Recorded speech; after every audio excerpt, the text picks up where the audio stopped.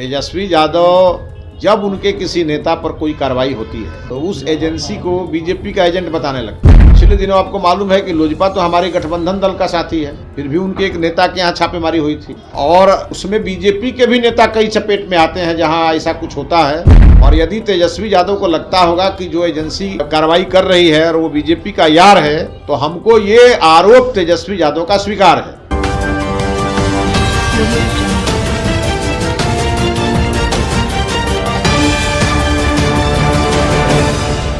नमस्कार, आप देख रहे हैं BMW न्यूज़ बिहार। आपके साथ मैं हूं रिया सुमन। देखिए, भाजपा के नेता मिथिलेश तिवारी ने आज फिर से एक बार तेजस्वी यादव को लेकर बड़ा आरोप लगाया। कहा कि तेजस्वी यादव के नेताओं पे ईडी का छापा चल रहा है क्योंकि आय से ज़्यादा संपत्ति उनके पास है, करप्शन उनके पास है, करप्शन करते हैं इसलिए ईडी उनके घर जाती है।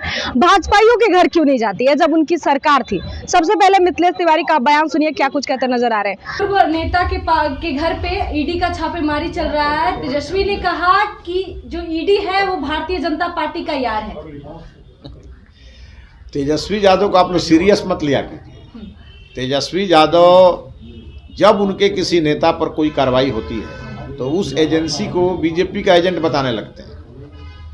लेकिन तेजस्वी यादव ने आज तक ये बताया नहीं कि जो 25,000 करोड़ का धन उन्होंने इकट्ठा किया था वो कहाँ से आया, ये बताना चाहिए ना।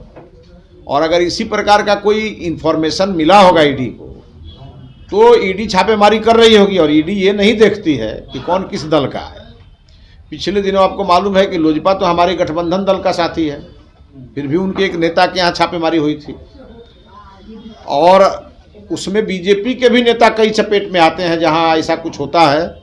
तो एजेंसी किसी दल के हिसाब से नहीं कार्रवाई करेगी। एजेंसी जब भी कार्रवाई करेगी वो गड़बड़ी हुई होगी, वो किसी दल का व्यक्ति होगा, उस पर कार्रवाई होगी।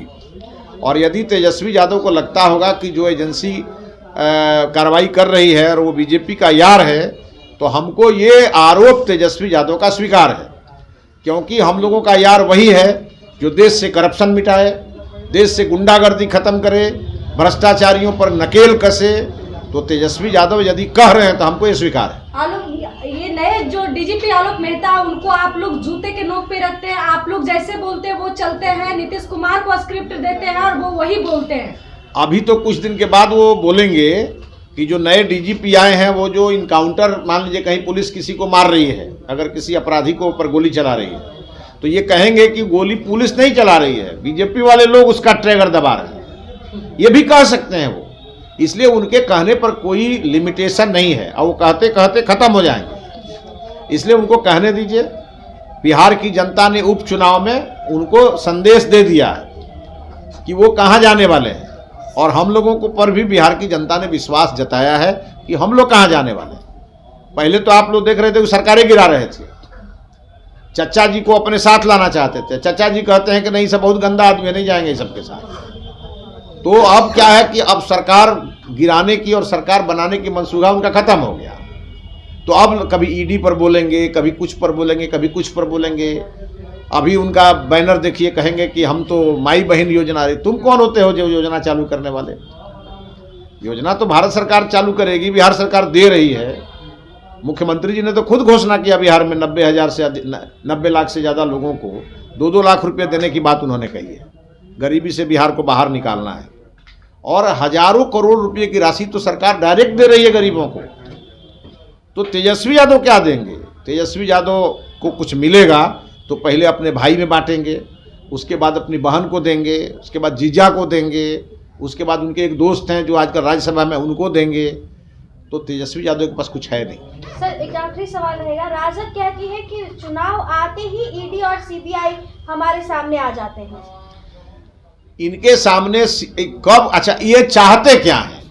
ये लाखों करोड़ों का संपत्ति गटक कर जाए और एजेंसी काम नहीं करे? क्या ये बोल सकते हैं कि चारा घोटाला इन्होंने नहीं किया था? अगर ये कह सकते हैं तो कहे आगे आकर के। ये मोपेड पर भैंस ढोया जाता था इनके समय में, और कार्रवाई होती है तो एजेंसी खराब है। वो कार्रवाई हम लोगों पर क्यों नहीं हो रही है? इनकी सरकार थी 2004 से लेकर के 14 तक, तो क्यों नहीं बीजेपी के लोगों पर कार्रवाई हुई? क्योंकि बीजेपी के लोग ये काम नहीं करते हैं। 3.5 साल तक तेजस्वी खुद डिप्टी सीएम थे नीतीश जी के साथ, क्यों नहीं इन लोगों ने हम लोगों पर कार्रवाई किया? अब अगर एजेंसी काम कर रही है, एजेंसी स्वतंत्र होती है, वो किसी सरकार के मातहत नहीं काम करती है, वो अपना काम करती है। एजेंसी अपना काम कर रही है, भ्रष्टाचारी जेल जा रहे हैं, उनके ऊपर छापेमारी हो रही है, और जो ये काम करेगा हम लोग उसकी प्रशंसा करेंगे।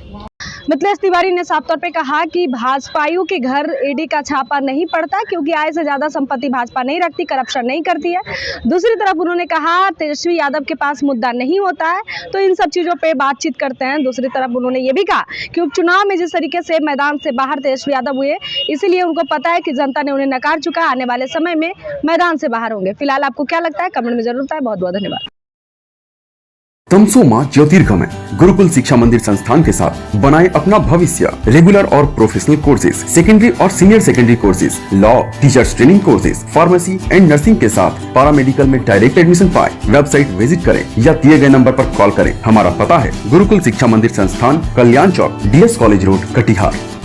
हमारा वीडियो अगर आपको अच्छा लगा हो तो आप हमारे वीडियो को लाइक करें, शेयर करें और हमारे चैनल को सब्सक्राइब जरूर करें।